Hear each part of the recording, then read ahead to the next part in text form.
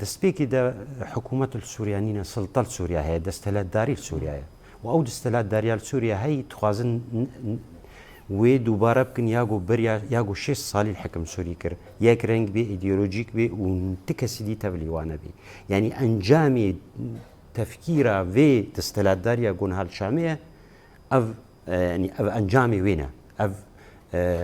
اتفاقیاتێک گۆچێ بوون هەفدیتنێ گۆچێ بوون یەک جوانە هاتە تەبقاندن یەک لە عەردەیە هاتە بکارئانی و ئەv ji ber ku ew silta naxwaze vê yekê ji ber çi ez vê nebêjim yanî heftê Oktoberê de lev rûniştin û itîfaqî kirin û yek jê destpêkê de cih de wezîrê wayî berevanî dereket ê vê siltê got em şer li hemû qada tê seknandin û yanî rawestana şer û hemû ew ji bo medeniya ji bo alîkariyê ji bo derman ji bo hemû bê seknandin heta îro ham li vir rûniştine yek nehatiye seknandin berovajî wê çar hacizêdî zêde kirin ser Şex Mexsûd